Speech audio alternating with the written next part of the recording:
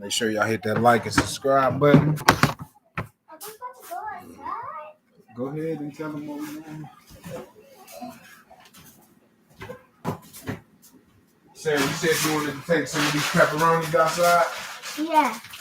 And the cheese and the crackers. You said cheese? Yeah. Okay. It's finally tonight. I'm glad you ate. And now it's time to go outside. Remember, hit that like and subscribe button.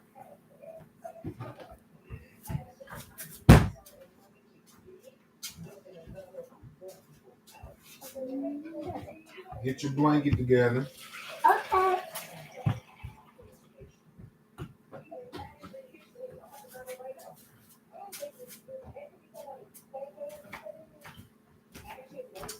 Getting ready to sleep outside tonight, you guys.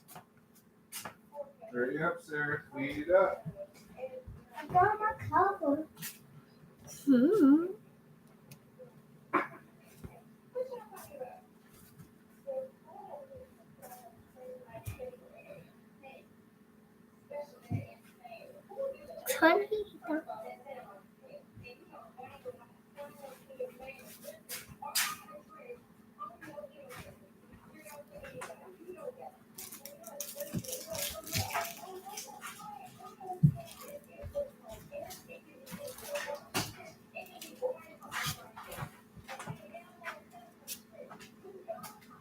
This is our blankets and stuff.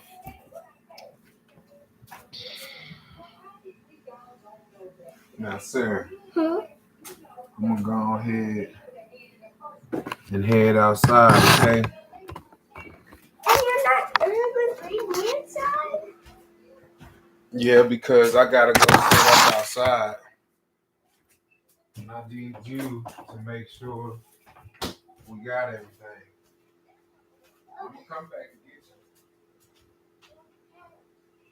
Make sure you got your pillow. Make sure you got your baby.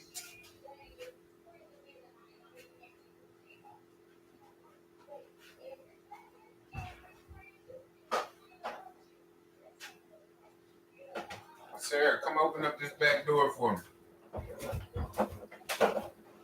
This back door? No, this door. I wish we could look at that door. Close it behind me. I didn't tell you to let Bella in or Poochie in or Spanky in. Move. I'm telling you to close the door behind me. Watch out.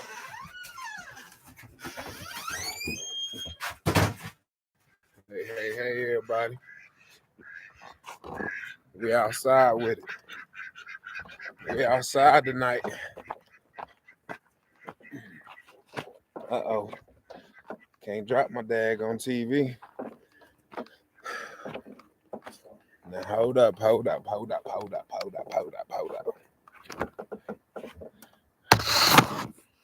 It's dark out here.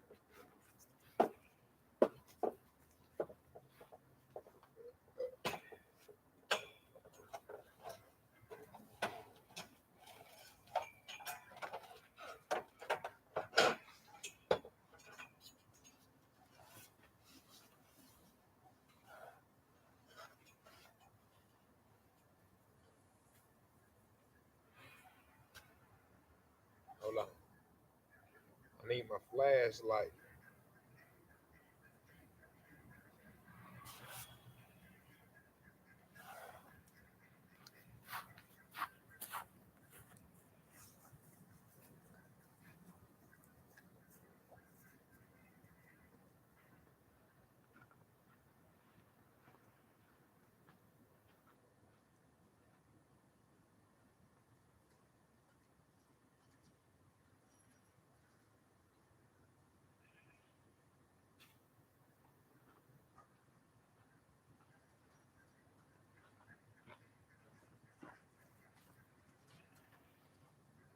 Y'all see in a minute what I got going on. I just got to find everything.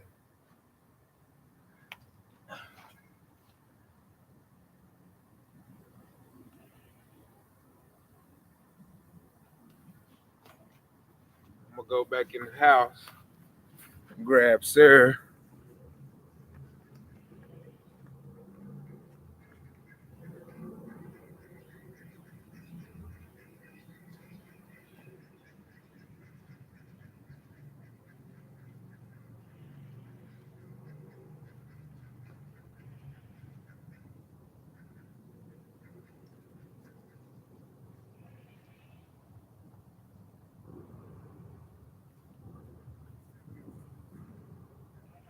There we go.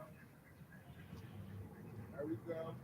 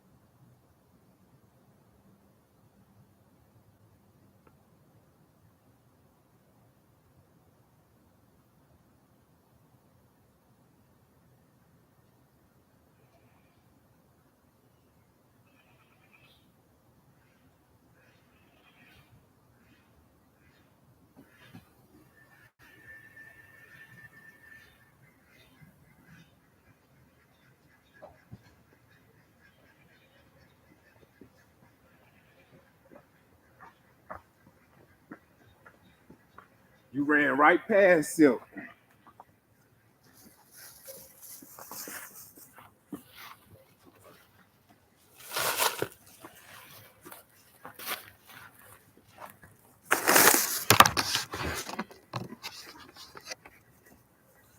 Sir, I need to find my I got this extension cord.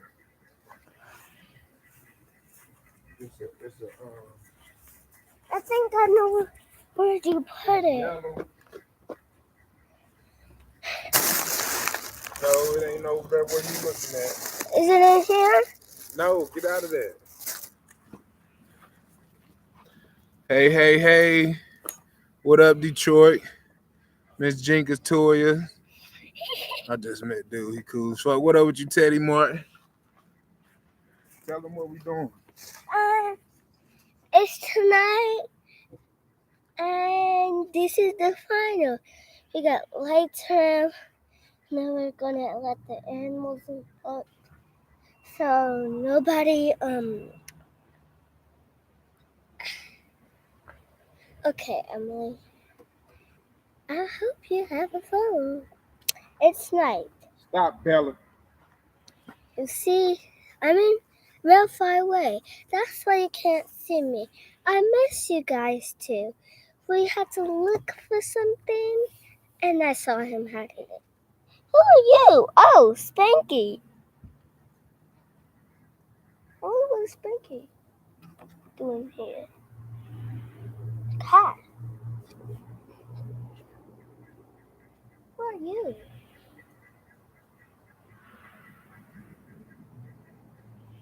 Okay, yes, thank you. Hey, Spanky. Why does that keep going off and on?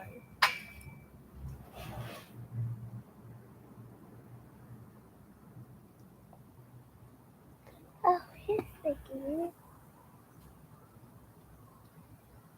Huh. Thanks, Daddy.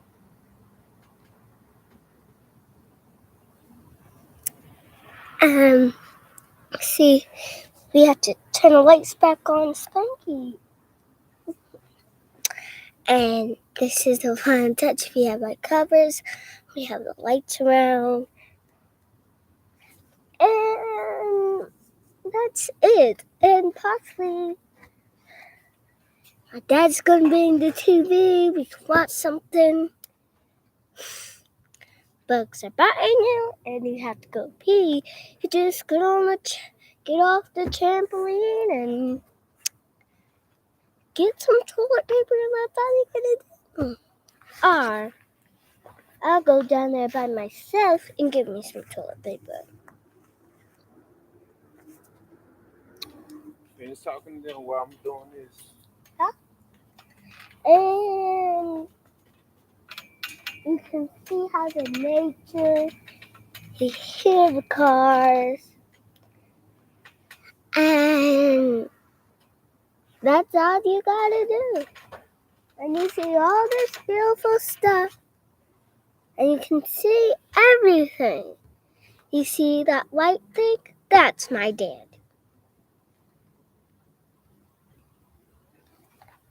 Poochie? That you? That's you, Poochie? Oh, hi, Poochie. Sir. Huh? Don't forget, we agreed we can watch what I want to watch, right? Well, both we can watch what we both want to watch. I watch different stuff than you. I watch scary stuff. Huh? I watch scary stuff too. But I want to watch my Unsolved Mysteries. Why do you watch your Unsolved Mysteries? That's what I like. You should have just bring 2 TVs out. No, I ain't bringing no daggone 2 TVs out. You want to go back in? No. We can sleep in. Oh, we can sleep out. Because we're going to be out here all night. And you ain't about to be getting on my nerves. Once we out here, we out here. We ain't going back in the house till morning time. I'm sure it would be fun sleeping outside. I'm sure. Impossible. And we got the basketball court behind there. We got the TV.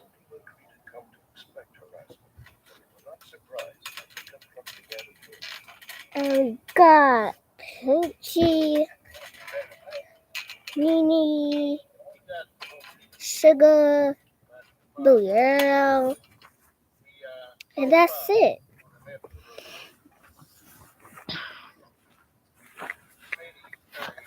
Would you guys want me to sleep on the trampoline, or you want me to sleep on the bench? And just do nothing and hurt myself and have fun. Is that what you want me to do?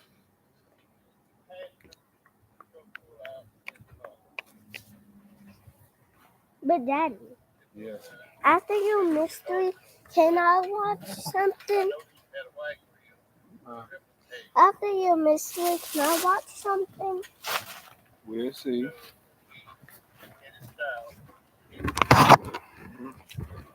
Hey, Miss Latoya, how you doing? Can I go and say food? Yeah, but ain't no moving around.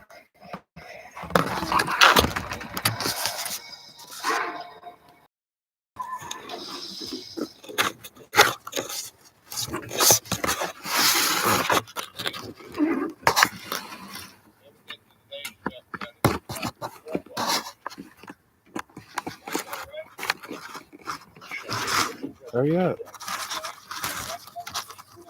Lay down. It's not time to jump around.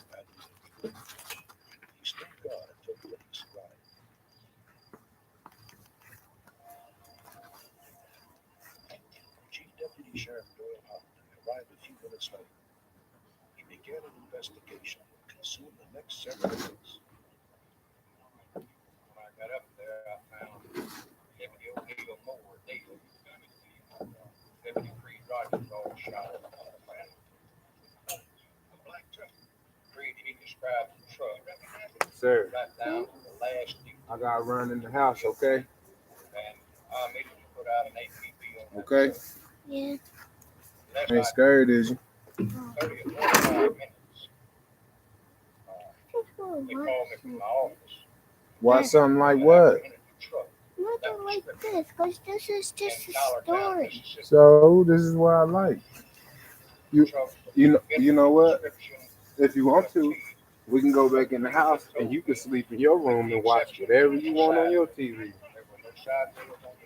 You gonna watch whatever you want to watch on your TV? That's why I wanted you to bring first to do We that. can't bring two Driver TVs. was That's arrested, doing too much. soon released on a $25,000 bond. The charges were later dismissed for lack of evidence. Suspicion naturally focused on the Ku Klux Klan, but the local chapter immediately denied any involvement. Racial tensions eased. In Washington Parish, the sheriff refused to give in to the pressure. O'Neill Moore was replaced by another black deputy. It really didn't accomplish anything because when they trying to get rid of Creed and O'Neill, he didn't fight them. They just give others more get up and go about them. It really just to give them more courage. They weren't going to get the black deputies off the sheriff's department. They went to any time after that. The sheriff called me one day and told me to hire another. Laying on the table, went out the door, fired. They immediately took off. Might have been stepping on somebody's toes. I don't know. But I don't know why they singled me out, because even had they backed me down, which they didn't, they still had the FBI and the state police to be. The local population refused to cooperate with the FBI or local authorities, despite a $25,000 reward from the governor of Louisiana. The case was deemed inactive in 1967. 25 years ago, the Klan was so strong that the people would not open their mouth. They would not give you a lead on anything for fear of their house being burned, some member of their family being hurt, or something to that effect. Back then, they didn't want anything to do with the FBI, the state police, or the local police.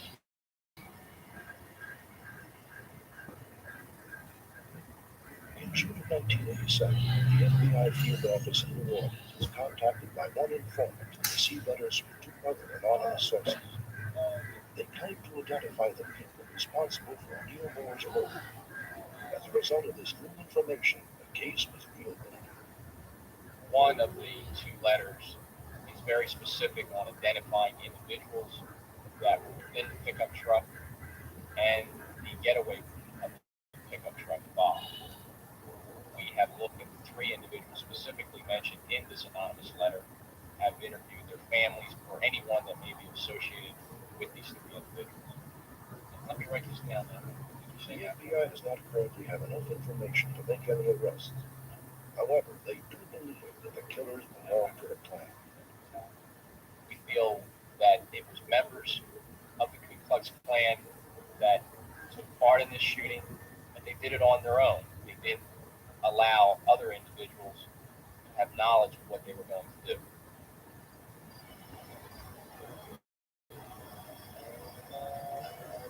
It has been 25 years since Neil Moore and his partner took their last ride together.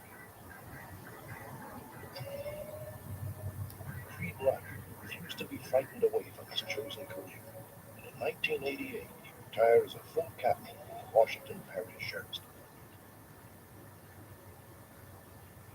I still wonder who could have done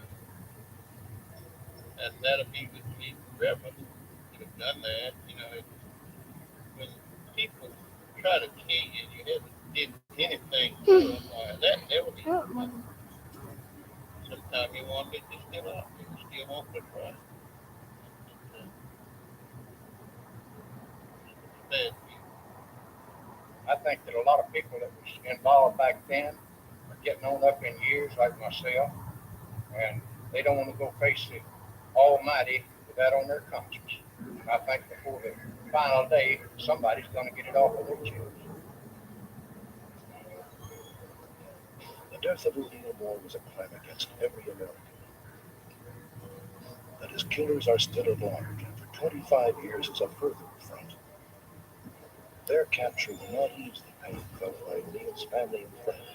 It certainly prove that while justice may not always be won, it does have a long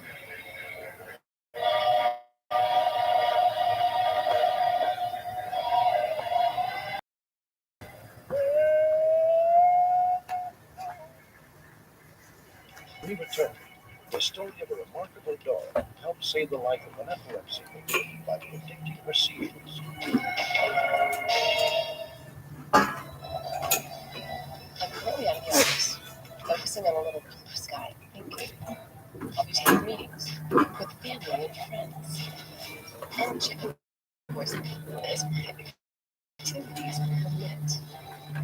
I'll connect with you after reconnecting with me.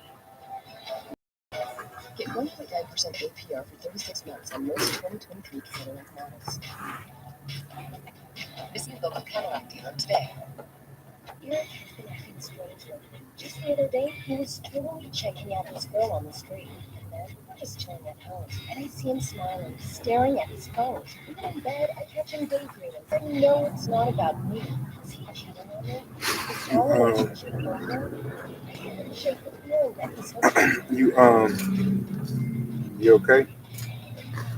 Discover your new obsession. Download and play Wordscapes today. Billy Earl, Lou. I said Billy Earl, Lou.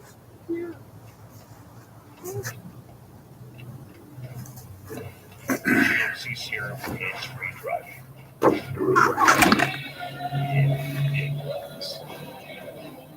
Or get 0.9% APR plus over 1,200 trade assistance on Serum 5.3 liter V8 light duty models. That's Billy Earl. Yeah. That is so What am I up cute. to? Just visiting a special secret client. Can't think who it is. They bundled her dream house, dream car for only got protection with Progressive. Watch yourself when he up under there, because he'll slide up under by you. You feel him slide? Oh, this dumb. Watch out, Sarah. Watch yourself. Stop, Billy Earl. Man, Watch he out, why? he hitting it down.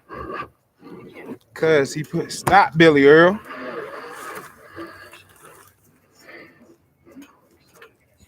You see, he up under this thing. He poking up my damn trampoline. He trying to poke a hole in it. See, I'm gonna have to put him back up. Here, get on top of him. Yeah, you see him lifting up the bed. I mean, y'all see him lifting up the damn thing. You should look at him. Put him away. Put him away. Put him away. Put him away. Put him away. Put him away. This boy, man. Put him You feel him pushing us up, man? Stop, Billy Earl, damn! Put him away. Yeah, I can't do nothing with him. Put him away. Put him away. Put him away, Daddy. Look at him. Daddy, I'm scared. Sir, you ain't nothing wrong with you. Go on back over there. You all right now. Look at him. Can y'all see him? I don't even know if y'all can see him from where it's so dark.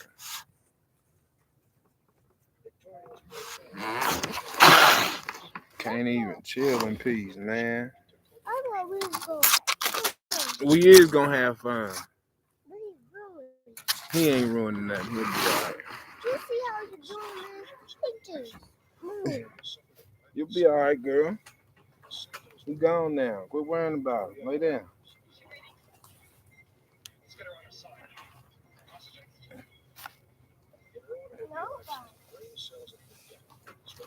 You scared? Hey, you come over on this side.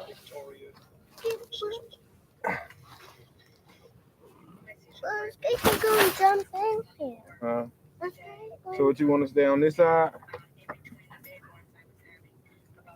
He gonna walk up in the bushes. Here he come. He coming back. Fuck.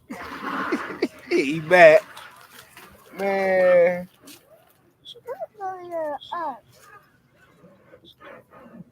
I can't do nothing with this dude. You pop popcorn. Nah, I actually forgot all about it, to be honest. I got some chips and shit, though.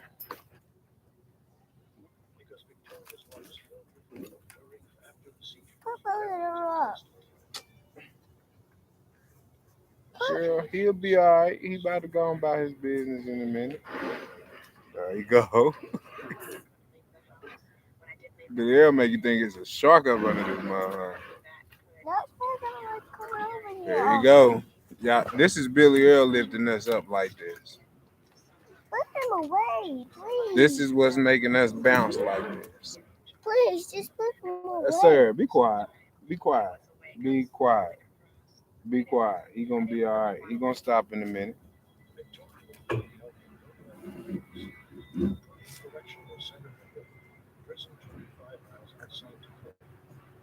The state of Washington has set up a special program. Under the guidance of the profession, inmates trained on these rescue dogs are pick up the toys, fetch them like clothes. Stop, Billy Earl. In 1987, Victoria heard about the program and went to the prison. It was a decision that would save her life. I was hoping for a dog that could help me in my daily living skills.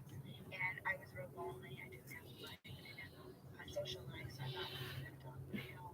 Sit down here. Right.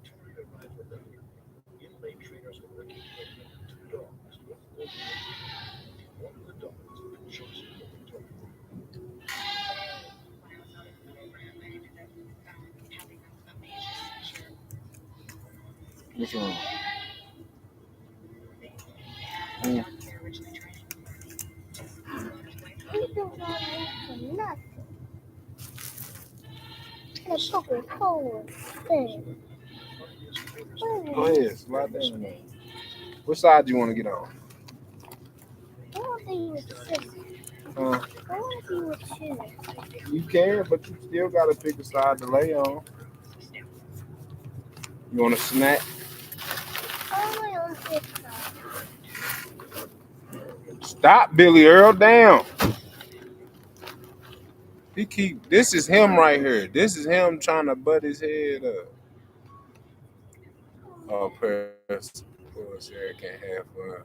Billy Earl, she said put him away. I'm going to have to put him away. I was trying to be cool and let him off. I shouldn't have never let his ass off.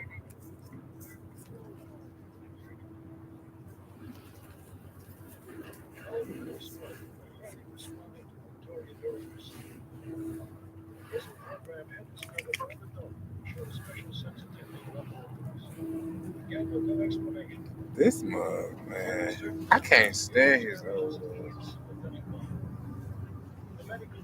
This question is intriguing. Victoria Doroshenko to the question of life.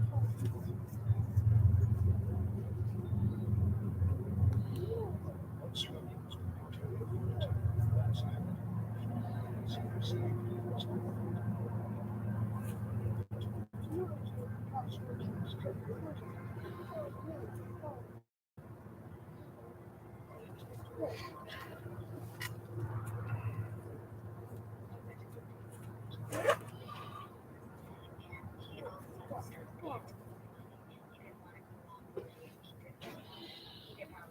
Billy Earl is ruining the moment. What y'all watching? Unsolved Mysteries? Unsolved Mysteries? Sarah want to watch something else. No, I don't want Billy doing all this good. He's doing too much of anything. He'll be alright. He's gonna leave in a minute. Hey, that's what he is. He is in a minute. He's only going to stop for a second and come back. No, he gonna stop.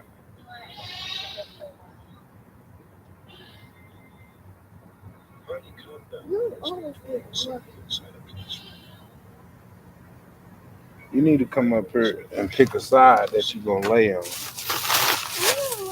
I'm not going to be rumping up. You're not gonna be rumped up, whatever you're saying, but you still gonna have to pick a side to lay on because I want to sleep comfortable too.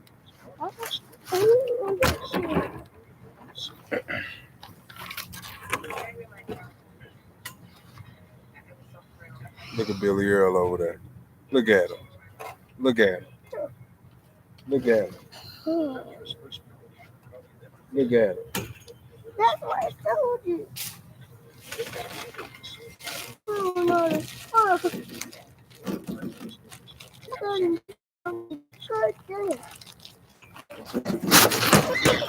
This motherfucker. I hope he ain't broke my damn TV.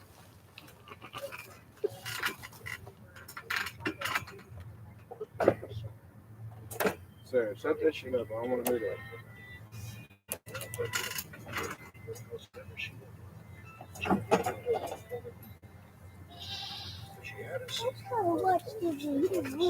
Get on. Go. Get.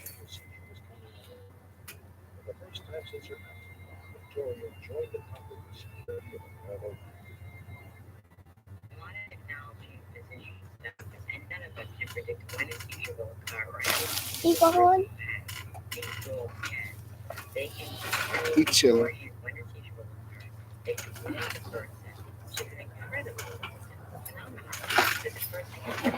Oh, he came back.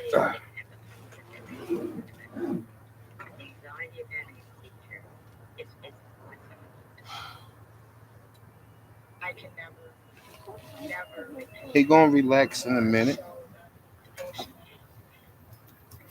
I'll try another thing.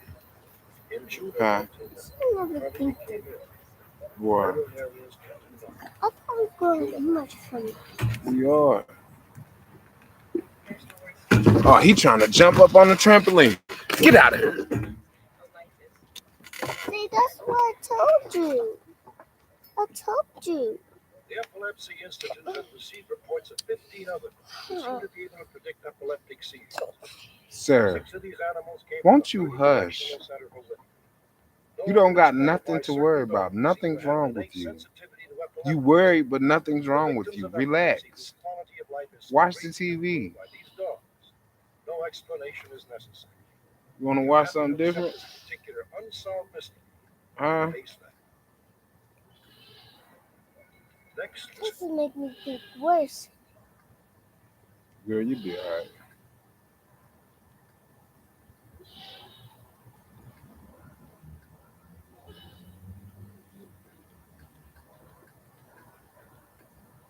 He gonna be gone somewhere in a minute.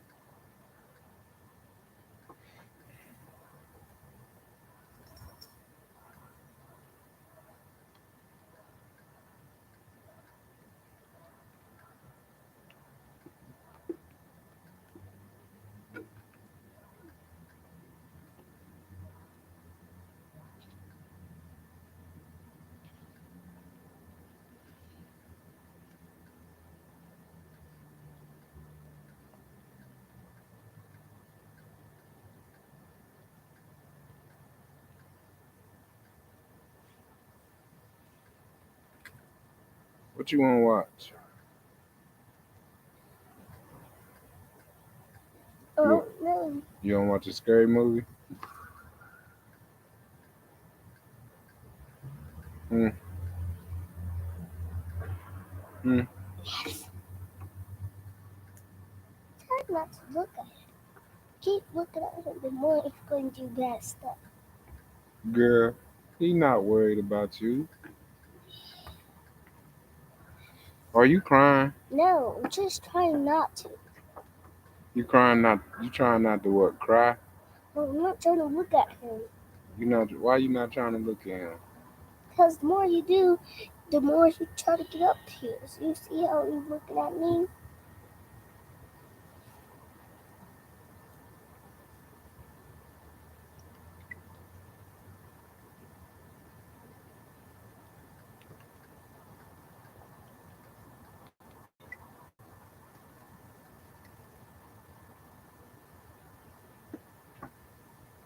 You need to right over her dad. Really, they need to stop doing all this bad stuff. That's why they don't come over here often. They That's, doing what bad stuff? they keep like just doing bad stuff. They keep doing stuff crazy. Put Billy in the car, P. I'm about to show you something.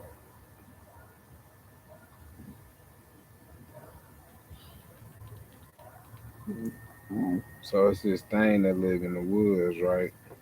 What is They call it Bigfoot.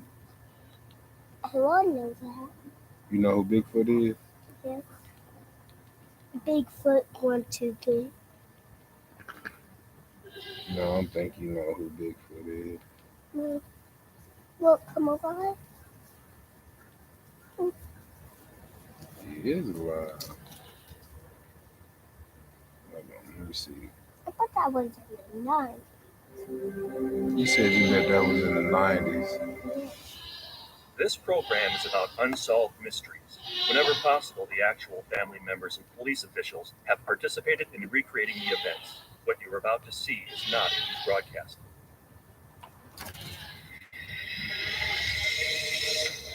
Tonight, join me for a special 2-hour edition of Unsolved Mysteries. What's wrong with Some you? legends Are get you better moving with your time. hair? Others become more and more. What? Many people believe in the Are unseen you doing force. this? You said what happened? Are you doing this? No, who did that? Because I feel something moving. Where? Over there. I don't know what you're talking about. West, You wanna go in the a house? mysterious creature known as Bigfoot. You keep the way you complaining. Bolstered by credible eyewitness accounts. Scoot over some. The fatal beast does exist. This way? Since 1984, Bill and Dorothy Wacker claim they have been targeted in a vicious campaign of harassment.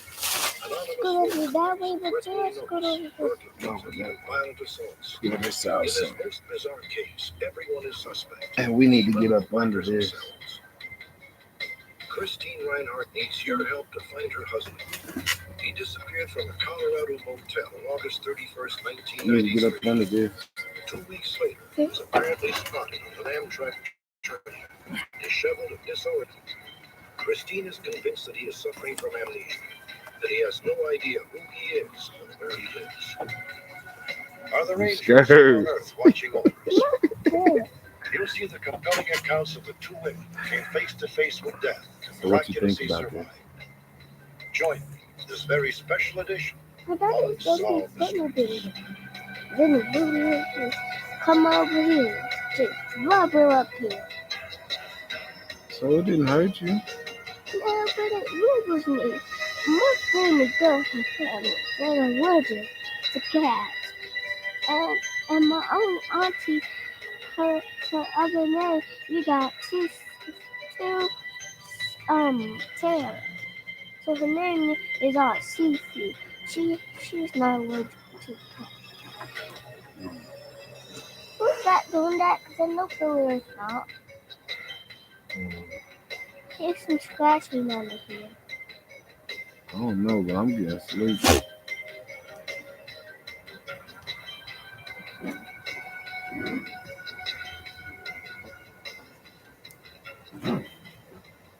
Mount Hood, Oregon, That's Nene. April 19th, 1994. She trying to be like her The daddy. peaceful beauty of Alpine Spring is shattered by a manhunt.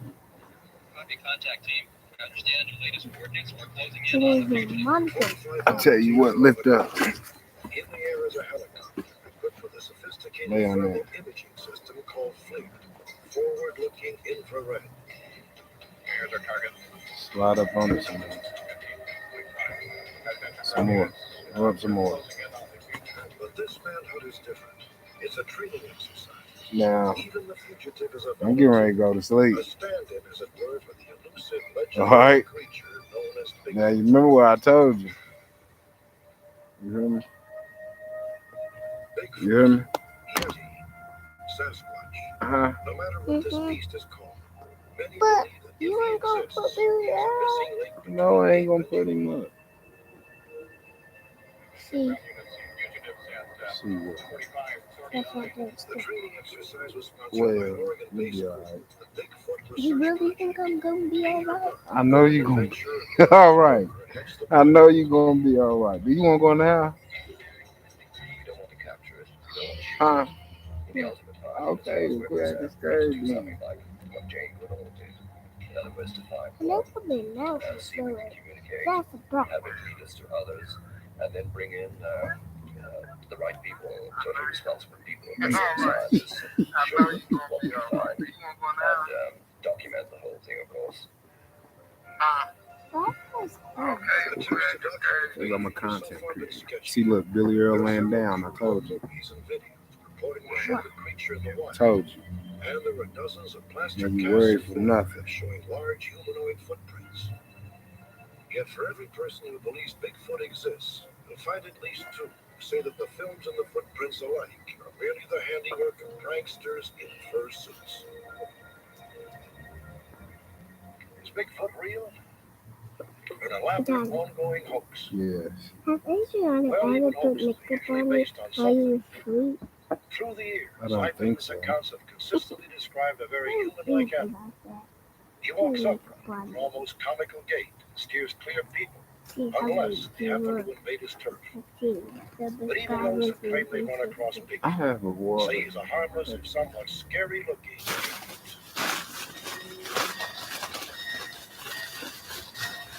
Todd East is a sergeant in the Army National Guard. Once a month, he returns to the Oregon coastal range, where he had an unusual sighting on August 1993. Across the ravine, I could distinctly see three large black figures. I would estimate the largest one to be between 8 and 9 feet. The two that flanked it were a full head shorter, but I tried to think if they were bear or if they were elk. And then when I saw them shuffling back and forth, I could very plainly see they were upright on two legs, and during that entire time, all three of them were standing on two legs. I don't think I would have ever told this to anybody had something very unusual not happened. I was approached by another sergeant who had walked up to me and said, "Sergeant East, did you see It what I seems saw like you down keep that super second closer rock to me. I'm not doing And that. not to be made a fool, I said, "Well, I don't know what you see." Keep falling He off the followed with, pillow. "Well, That's for lack of a better good. word, what I saw were three large hair-covered It slipped big off feet." the Yes, one of our theories is that they are It's a nocturnal, wound. and that when they're seen in daytime, it's a result of disturbance of some kind. In this case, there was a National Guard exercise with explosions and immediately after the explosion, three of these things were seen. They were seen by him, seen by another man, and he gave us a description and a very credible story. One month after Todd Neese's sighting, two women were driving on an old country road 100 miles away, and they had a much closer encounter. The driver agreed to speak with us in silhouette. We had just come around a bend in the road when I saw movement, I was a baby girl. and I slowed down for the anticipation of something crossing in front of me. And that's when it stood up. And moved across the road without once looking at us and disappeared. We couldn't make any sense of what we saw. It was very close to a human, but yet it wasn't. There was no visible signs of clothing, shoes, jacket, hat. There was no neck. The arms were very long and swinging with the movement. We had the opportunity of interviewing both of the ladies, and we found the story very credible. We saw some signs where something had crossed the road, and about 300 yards into the forest, then there was a dead steer, and the few footprints that we saw were very faint. We were going directly towards that dead steer, possibly with the intention of eating it. So do you guys want to come along with me up there? If you go ahead. Okay. Perhaps the most amazing Bigfoot sighting in recent years occurred when Elmer Fromback of Seattle, Washington, took his family on an outing near the Canadian border. Elmer, an electrician and part-time prospector, set off to stake a claim nearby. You okay? I had a 4x4 cedar post that I was using to mark the claim, and of course I had all of the normal things like surveyor's ribbon and a compass and different items which would be used to lay out the claim boundaries. As I traveled into the upper areas, I was now about at 1,500 feet, and I noticed that the trails in this area were somewhat isolated, with trees being snapped off and laid over the trail in certain spots, which looked as though they were strategically placed to block the trail off. So I laid the cedar post down on the ground and went up the hillside to where I could walk on the trails easily again. Not even messing with No, it means like you don't understand. I can't play Keith. Like Keith. He's a grown man. He's big. you gotta fight that kid. Somebody like the food. That's easy to fight, but he ain't easy.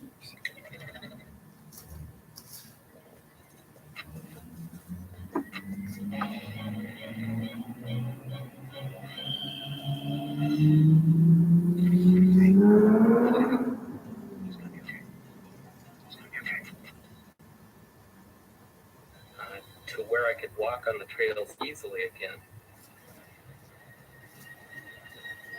Elmer had just started to take a few more samples when he suddenly realized he was not alone.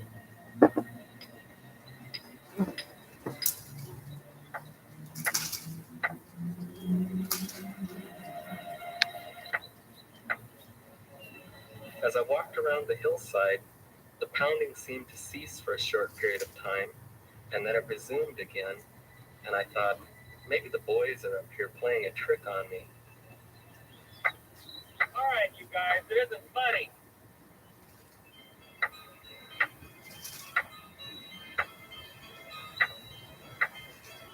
Hey, you on the hill!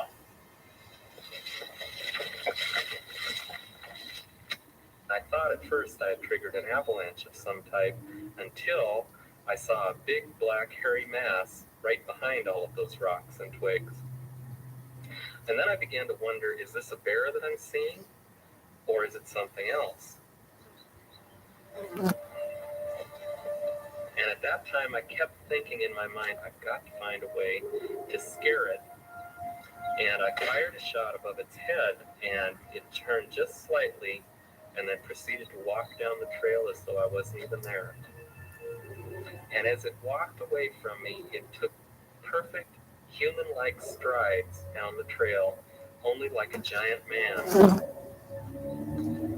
At that point in time, I thought the thing was probably gone, but this thing had crouched down at the end of the trail, and it picked up a rock the size of a basketball and was using it to bang against the other rocks that again made a slight sideways turn, just enough to see me out of the corner of its eye. I was scared and I wanted to get out of there. I kept running down the hillside, and the thing was in hot pursuit the whole way. I was absolutely terrified.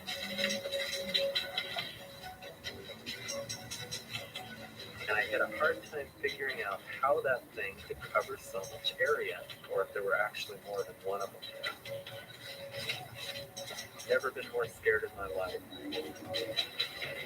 The creature could have very easily have caught me if it would have wanted to. Why it didn't is still a mystery to me. I still can't understand, with something that would move that fast, cover that much territory, why it had such a hard time locating me. I don't think it was a chase. I think possibly it was what we call a demonstration charge. If it truly was a Bigfoot that he saw, and it was simply saying to him, "Get out of here. This is my territory." Accounts like Elmer Frontbacks are invaluable to the Bigfoot Research Project. The project correlates all eyewitness data in an attempt to predict where and when a Bigfoot will show up next. Based on this data, special infrared cameras are set up in hopes of photographing the elusive beast.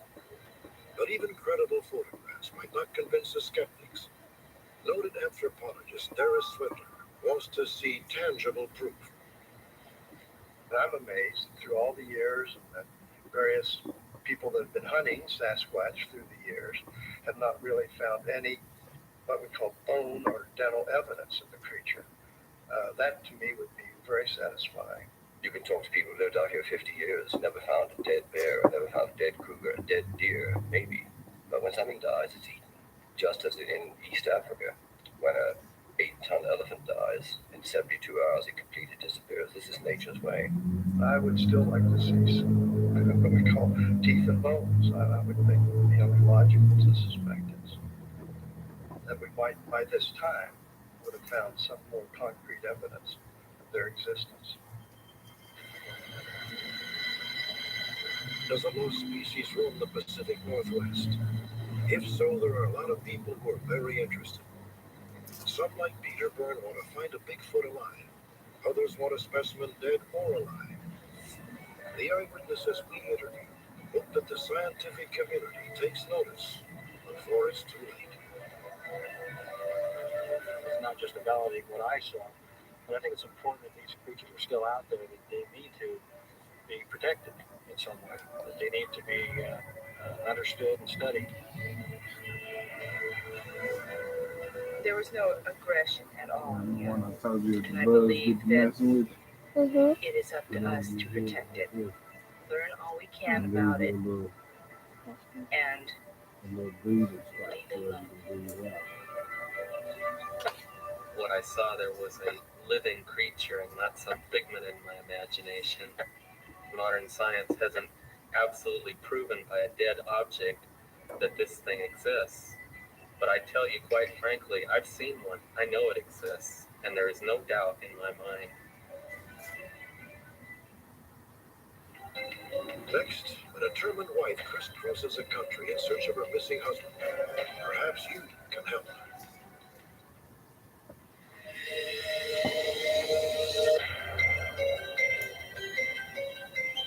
Imagine that you were a woman whose husband has gone away on a business trip. You speak to him the night before he is due to come back home, and you never see or hear from him again. What are your choices? Do you sit at home waiting for police in distant cities to call you back, or do you try to do something yourself? Christine Reinhardt of Flintonville, Wisconsin, did something. Today, Christine's search for her husband has become an all-consuming quest.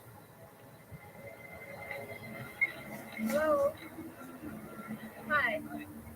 My name's Christine, and I'm out here searching for my husband who's been missing for quite some time. His name is Craig Williamson.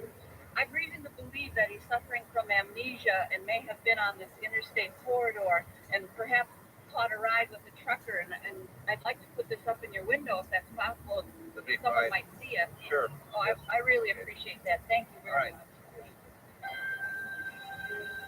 Christine's quest began on September 14th, 1993 in Colorado Springs, Colorado, at the motel where Craig Williamson was last seen. Okay, Ms. Reinhardt, this is where your husband stayed in room 112.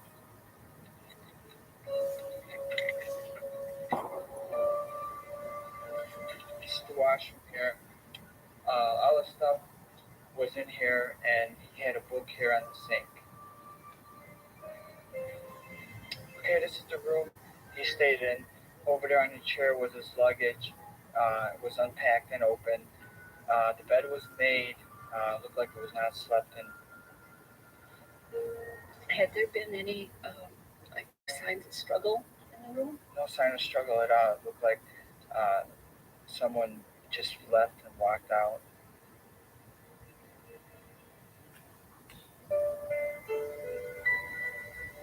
Ms. Melvin, as an ordained minister, and by the power vested in me by the state of Nevada. Craig Williamson was nearly 46 and Christine Reinhardt 41 when they married at Lake Tahoe. It was a second marriage for both. Craig, kiss me. Craig and Christine had known each other for only a month, but it was definitely a love match. Christine still speaks of their marriage in the present tense.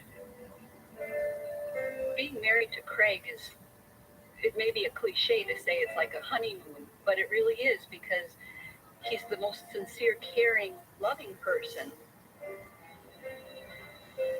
I think the thing about Craig that is most endearing is his caring and nurturing attitude toward me. He's just wonderfully supportive, very loving.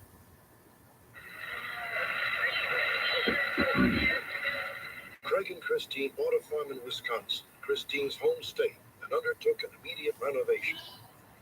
They added on to the barn, installed large tanks, and began to raise an exotic and tasty African fish called tilapia. Craig specially rigged an old school bus to transport the fish. On August 28, 1993, Craig Williamson loaded up and set off for Colorado, even though he was still experiencing headaches and blurred vision due to a concussion he had suffered 4 weeks earlier. If I tried to rub his head, he said, "Honey, don't do that, it hurts."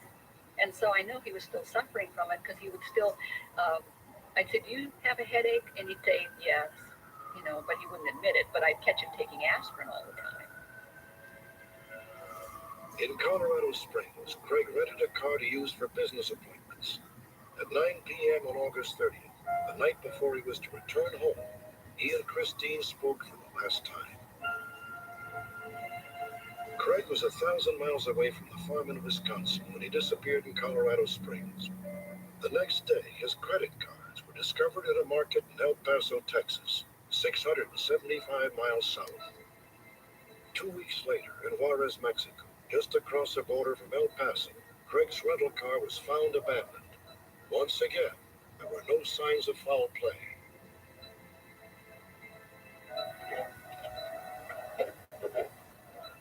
Detective Robert Johnson headed the investigation in Colorado. This is the area where we found the bus still parked when we came out the day of the search. What I wanted to show you is some of the things that we found. When we got here, the bus that Craig had driven down here was still parked kind of along this line here, about 3 or 4 feet from the dumpster. I truly believe that Craig walked up to his rental car and that someone came up behind him and hit him on the head. And this is completely in keeping in character with Craig, is that he'd get up and wouldn't go in and say, "I'm hurt, help me." He'd think, "I have to get on with things. I have to be doing something. I'm supposed to go somewhere. I have to get back." And he would wander toward the bright lights of the parking lot and then the interchange. And he wandered off from there. Over the past week, Williamson's wife, Christine, television stations in Wisconsin and Colorado covered Christine's story. Within days, a retired nurse from Montana came forward. When I saw him on TV, I recognized him. And I said, "That man was on the train that I was on." And my son said, "Are you sure about that?" I said, "Yeah, I recognize him." Judy Inman believes she saw Craig Williamson looking dazed and disheveled 2 weeks after he disappeared. Judy was on a train traveling from Montana through Washington State, where Craig and Christine had first met. When he first got on the train, these two drunks, they just kept harassing him. I was just wishing they'd all three shut up, so we could get some sleep. Oh, and we swam. Well, when he walked up the aisle, he didn't say anything, but there was something that he wanted. I gotta get back to the fish. He kept talking about this fish that he had to go pick up. And he was talking about this big building that had these big, huge tanks in it where they kept the fish.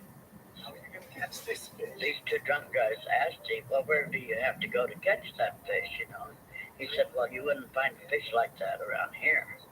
He said, in fact, you wouldn't find a fish like that in the United States. Hey! My God.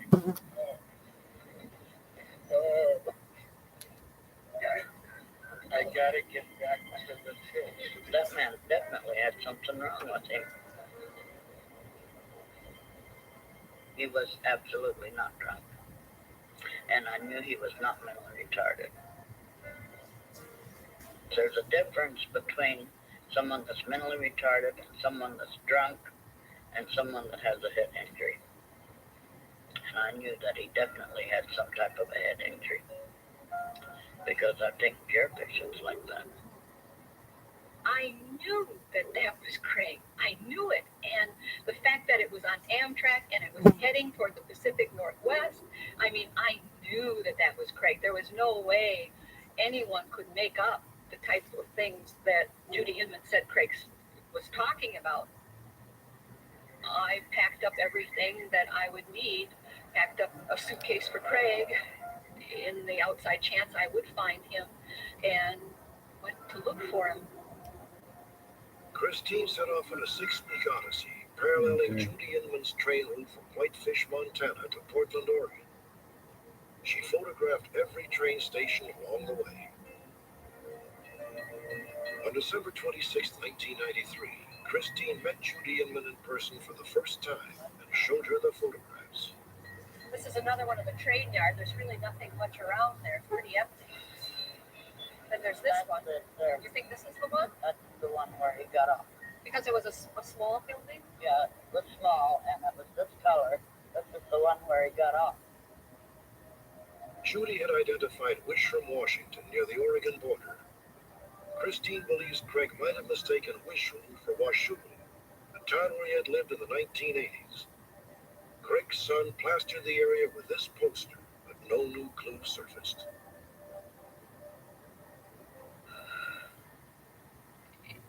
It was absolutely terrible to drive back here after looking for Craig for the 6 weeks that I did. This place was so cold and empty, and everywhere I look,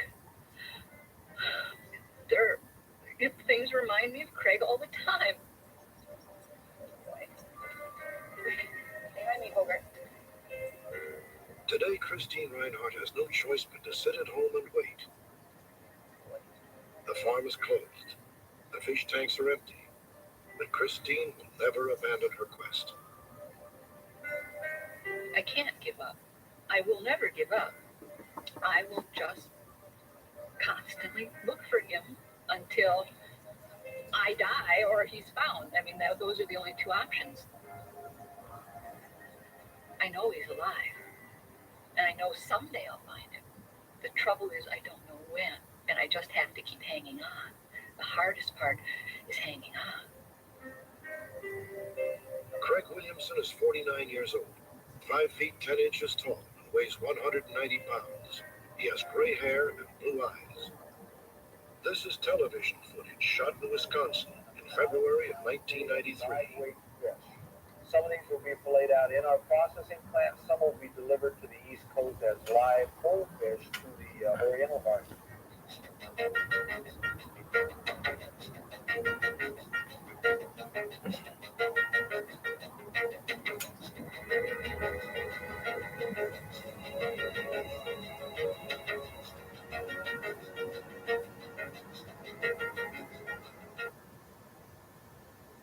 You can go to Granger.com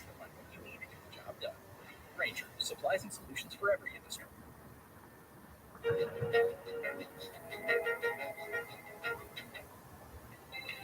When we return, a fugitive is captured thanks to your calls, and the bizarre case of a couple targeted for terror by an unknown assailant.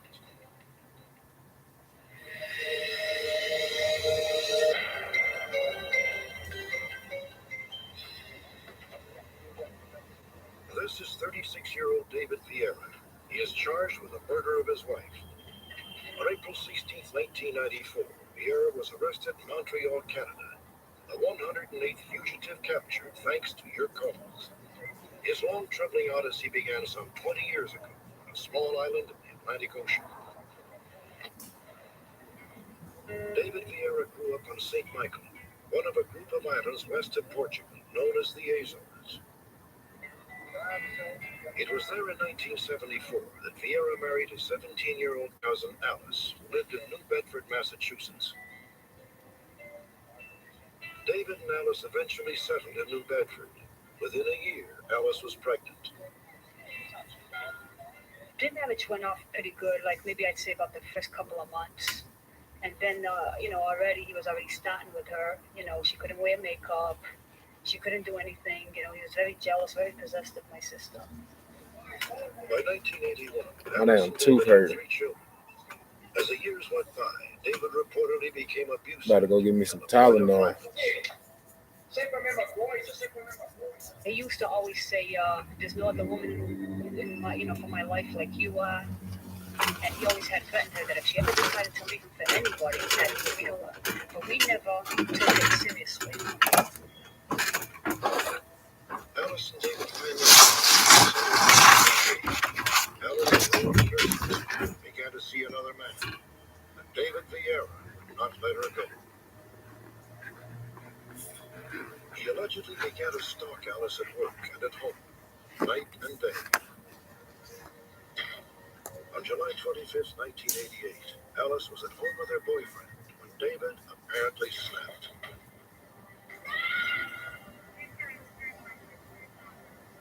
By the time police arrived at the scene, Alice was dead, bludgeoned, and stabbed 24 times with a butcher knife. David Vieira had vanished, and for nearly 6 years he could not be found. My damn tooth hurt. Our particular segment on that show aired our time. I'm debating whether I should take her in the house. Approximately 8:50 p.m. By 9:03 p.m., I was receiving telephone. I think I'm gonna take her in the house, and I'm gonna come back out here and chill by myself. With very good leads as to his whereabouts. The first phone call that I received saying that. Cause she gonna wake up having to use the bathroom anyway. And told my husband, I think we got him, and I couldn't believe it took less than 48 hours to apprehend him. Yeah, I think that's what I'm gonna do. Montreal for at least 2 years and was well known in the Portuguese community. He belonged to Billy Earl right there in the cut. That's Billy Earl right there. Vieira's co-workers were stunned to learn about his secret past. For me, it's the truth. I don't believe the guy, dude. Hey Hood, what you doing? Hey Miss Darlene, nothing. Sleeping outside on the trampoline. I'm debating if I should take Sarah on in. That's what I'm debating on. I've seen him apprehended and with handcuffs, and to me that was a sign of saying, thank God I can rest, and my sister can also be at peace now that he's caught. Sarah.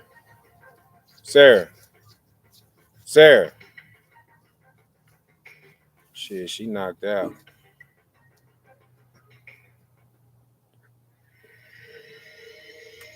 My tooth hurt. I'm gonna take me some Tylenol.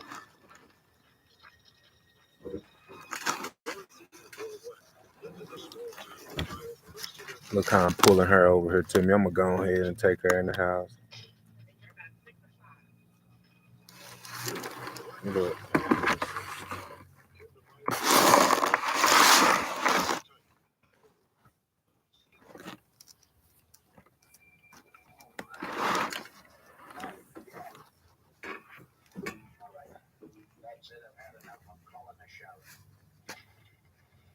On January 16, 1985, the Whackers' home was ransacked. It was a third incident in a campaign of terror. It began in 1984, continues unabated to this day. After nearly 10 years, Dorothy and Bill Walker still wonder who and why. Well, as far as all this harassment that's going on, which to me looks like it's trying to force us to move. Why should I move? Why shouldn't we move? Why shouldn't we be forced out by a coup? To me, that's what it is. It's a coup. I'll stay there, protect her. July of 1985. After 6 months of peace, another incident. Dorothy was home by herself, recovering from heart surgery. Yeah? I'm really sorry to bother you. My car broke down, and I just wondered if I could use your phone. Well, where's your car? Oh, it's just down the street here. I would really appreciate it. Yeah, okay, I guess it'll be all right. Did anybody come to the door? We didn't believe the worst of them, so we did what we had to do. If they wanted to help or anything, well, we always helped them. Right? And you got me, thanks a lot. Really appreciate it. He was very polite, so I had no qualms about leaving him in. Yeah, I need to get into the truck. Right. Right outside there.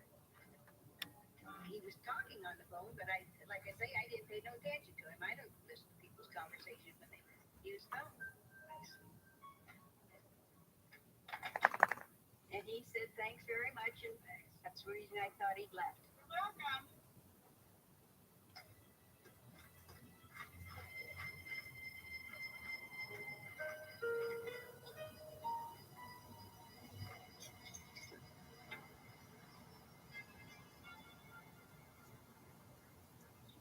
The next thing I remember, I woke up on the floor, tied up.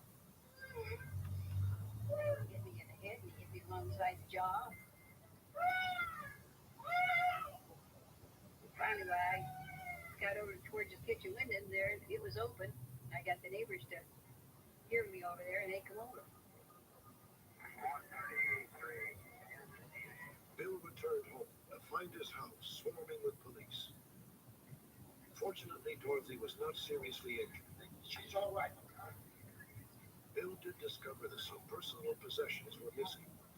A .22 caliber revolver, an antique watch, a movie camera, and a radio scanner. In the dining, the assailant had left a cryptic message, scrawled in crayon. The words were cheap, but will do. There's no connotation, there's no rationale behind that message that we can understand. This sketch, drawn from Dorothy's description, was widely distributed after the attack. The suspect never surfaced, but inexplicably, most of the whackers' missing possessions did.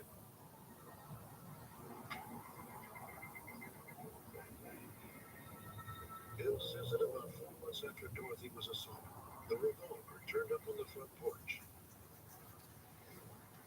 One by one, the other items also reappeared. I couldn't figure it out. I still can't figure out why it was brought back. If somebody was steal something, normally they're ready. If they don't have any use for it, they're going to sell it to somebody else. And it just looked like this stuff was laid around till it was brought back. This is extremely unusual, if not very rare.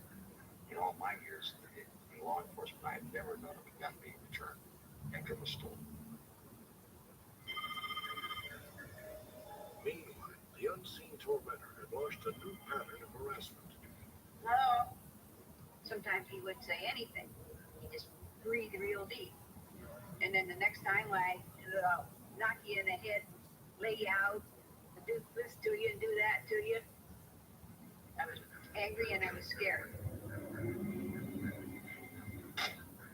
They've changed their telephone number several times, and whoever this is that's harassing them has come up with the number. Now, how they found it, I have no idea.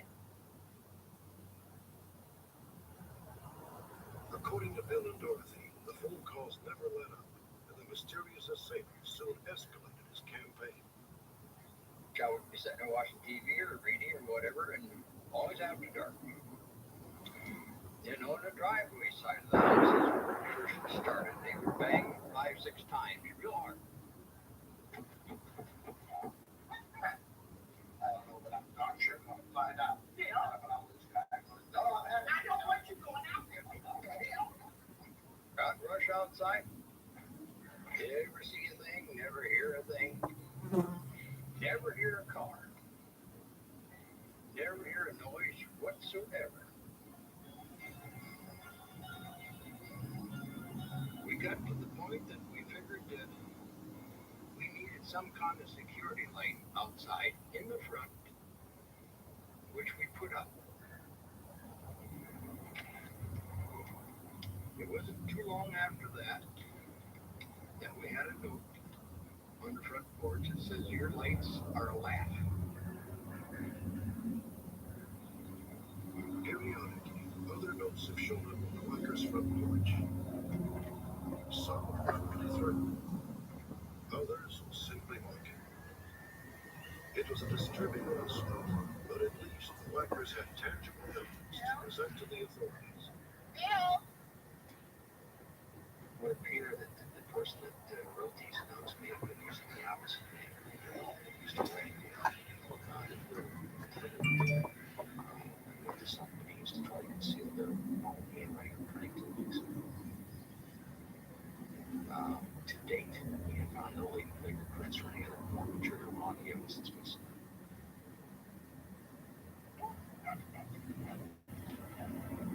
With the investigation stalled, Dorothy and Bill were seemingly at the mercy of their unknown enemy.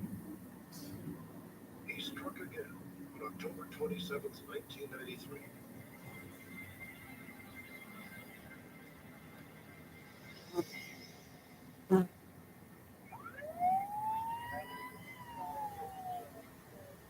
This time, Dorothy was raced to the hospital with skull lacerations. Desperate for a witness, police once again canvassed the neighborhood. Has anybody from your residence crawling around your rest looking in the windows last few months, sir? You got any idea who may be crawling around your residence? We interviewed the neighbors on numerous occasions, and none of the neighbors have yet been able to provide us with any information which would lead us to believe there was a person there. Nobody has ever seen anybody, that's very frustrating.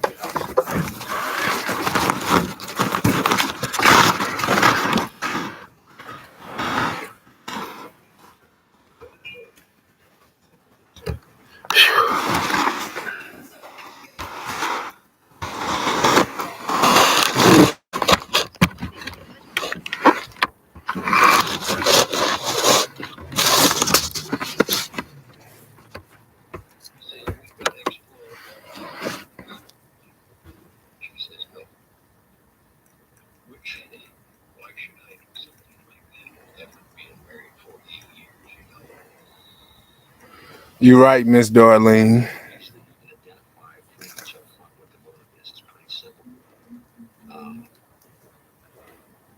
The problem with this is you cannot identify the motive. You can't identify the reasons behind it. Yeah, I'm gonna take care of it, Miss Sheila. I appreciate y'all.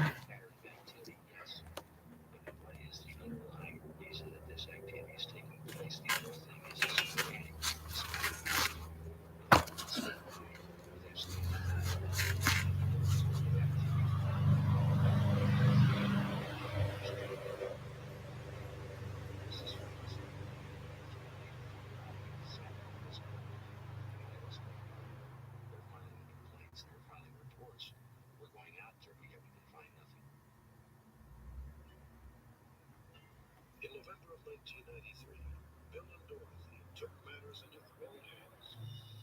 With the help of family members, the Whackers staked out their own house. Bill was holed up in a trailer parked in the driveway. Across the street, his sons-in-law Dan and Clay watched from a van. Clay's wife Kathy stayed with Dorothy in the house. The family was linked by walkie-talkie. Yeah, it's all quiet here. For almost 4 hours, they waited. Around 10:30 p.m., they decided to call it a night. And all of a sudden, I heard bump, bump, bump, bump. I see something on the front porch. I can't see anything. Inevitably, perhaps even predictably, the intruder had found a blind spot in the whacker's stakeout. The scroll was all too familiar. The note read simply, "Get the message." Yeah. Trying to storm the house. Violent assaults, threatening notes, unnerving calls. Nearly 10 years of harassment. Who is behind the plague of the Whacker household? Could it be an embittered neighbor, a family member, a total stranger? The Whackers remain as mystified today as when their troubles first began. The sooner he's caught, the better off a lot of people are going to be. Because if he's not harassing us or threatening What's wrong with the two, bro? Shit, I needed a fill in. And my shit just be hurt.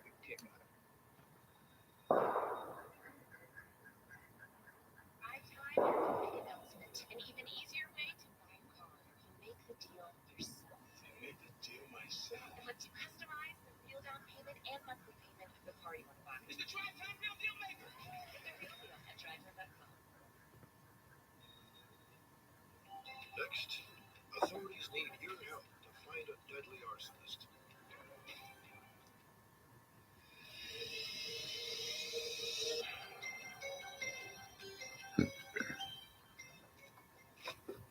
Okay, that's nothing. September 29th, Are those gunshots out here? I don't know if they gunshots or fireworks.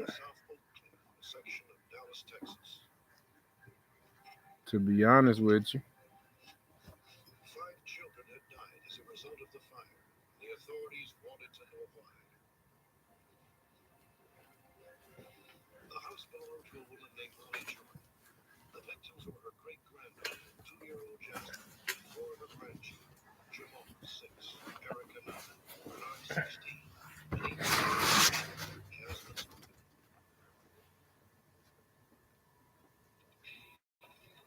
September 28th seemed at first like any other day in the Jordan household. Them definitely shots, hunting season. The kids were all home from school.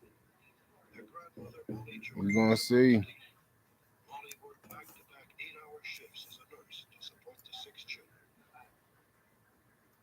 Molly's jobs would keep her away for some 16 hours until 7 the next morning, but she carried a beeper so the kids could reach her directly at any time.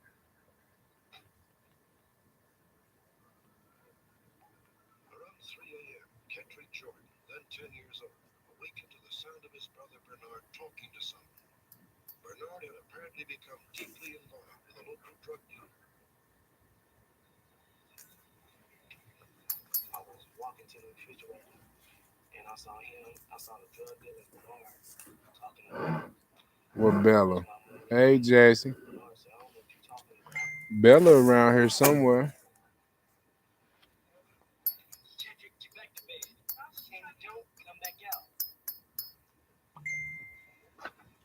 You gonna hunt one day, bro, and roast some of us? Shit. I'm not sure. I don't go hunting too much. So I went into my sister and I went to bed. It seemed like I didn't sleep that long, but it seemed like about 5 minutes later he was busting into the door into my house.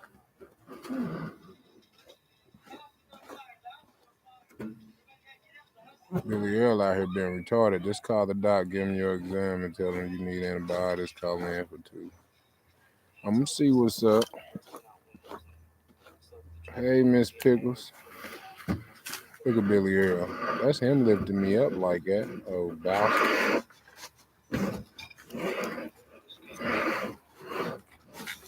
Look at him.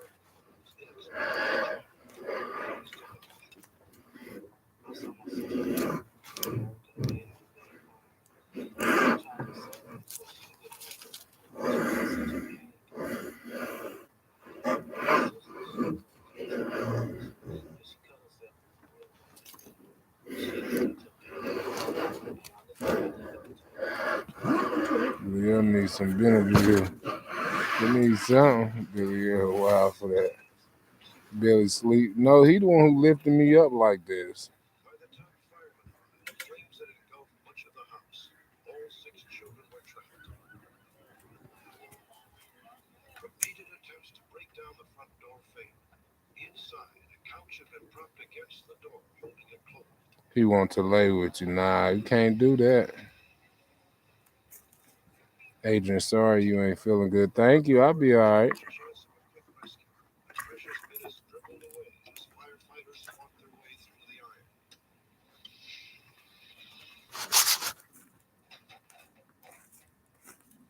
10 minutes later, the bars gave way. Firemen didn't know if anyone was still alive inside. While parts of the house He continued to really burn, hating. That's beginning crazy how searching for animals think. survivors, Right. they found Kendrick Jordan last. He coming back. Kendrick was burned over more than 75% of his body.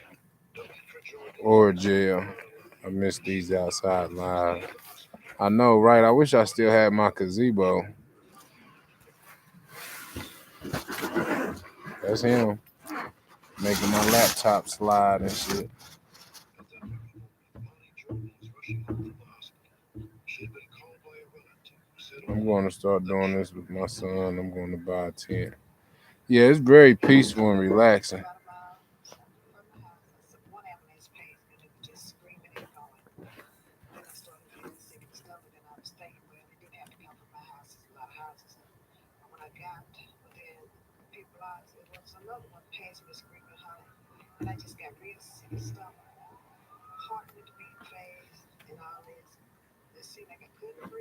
He funny.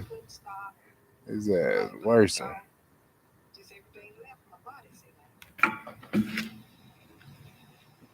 the flames were extinguished, arson investigators easily determined that the deadly fire had been deliberately set.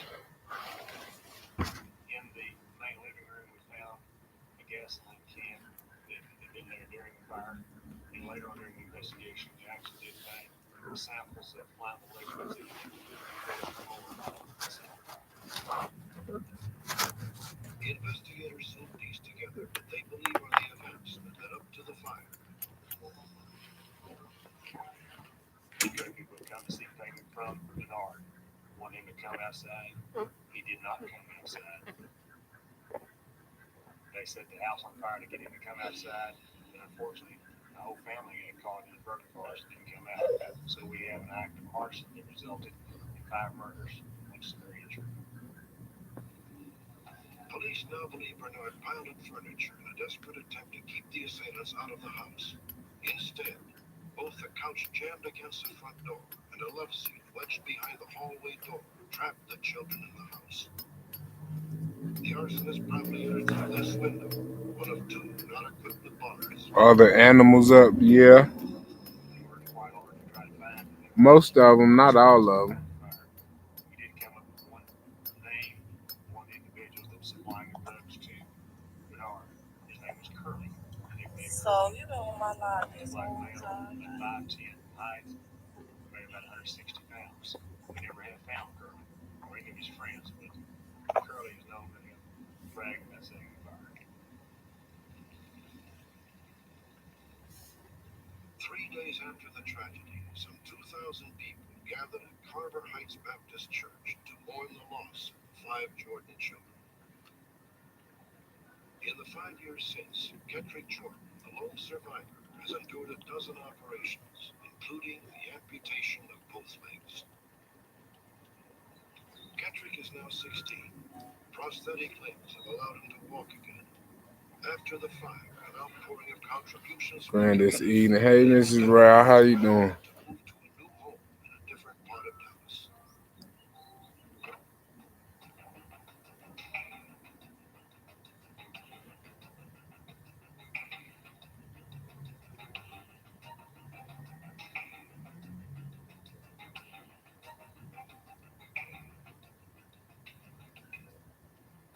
Do you believe in angels?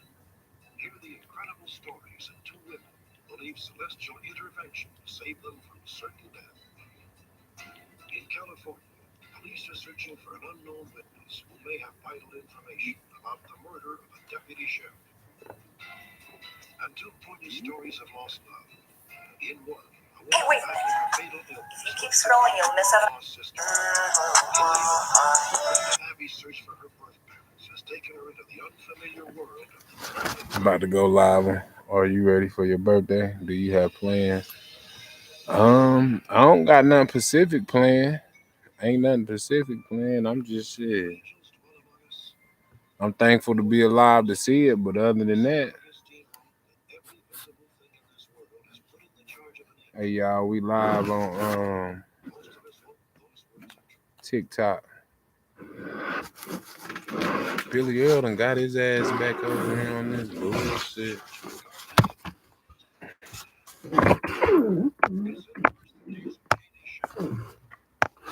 Man, I can't even eat my Chinese food watching you. That shit sound good.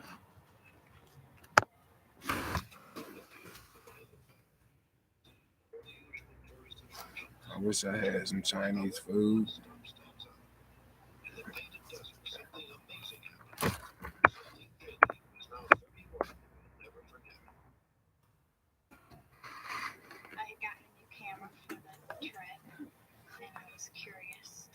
What's good? Hey Q40, how you doing?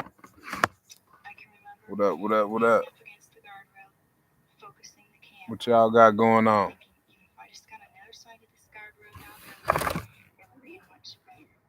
I'm good. That's good. Y'all can't see me like that, huh? just at that same moment, Cause look, Janie's mother Shirley would stay home in Michigan, this is what I'm doing. sitting down to read her Bible as she did every day. I'm just chilling around the yard and shit. How's your day? It's been alright. How yours been? I ain't been doing much of that. I'm live on YouTube. Say what's up to my YouTube. You know what I'm talking about? Going over there to that YouTube. What you doing on here on it? I'm outside chilling. You on the TV outside? Yeah. I wish I had me a friend over here while y'all bullshit. They keep trying to battle on here. What up with you, Sean? How you doing?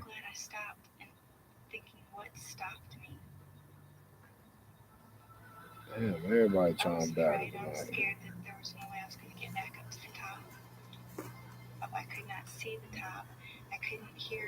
What y'all doing up so late? Y'all talking about me? What y'all doing up so late?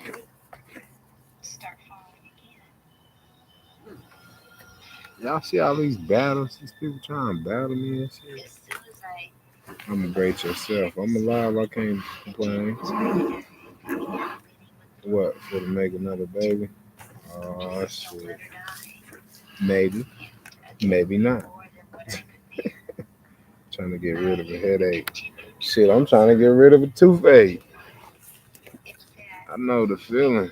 I just got off work, prime day. Ain't nothing wrong with it. I know you got that money. These motherfucking bugs out here. Billy Earl keep fucking with me. What up, Hood? What up with you, big dog? I just got out the shower in bed now.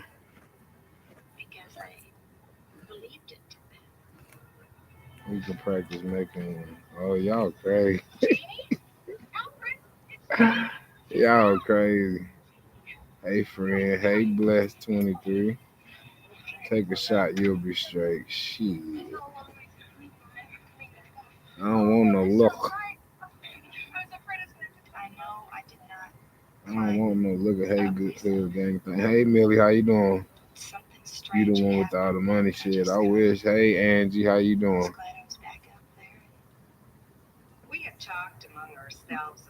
You on my 65 inch.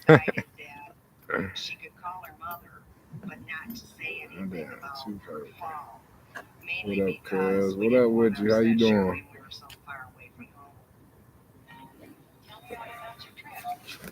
I'm sit y'all up here. Once Janie was back home in Michigan with her mother, the truth came out. I am. Scoot over, I'm outside. It's plenty of room. It's plenty of room. Shit, why you bullshitting? I'm in bed too.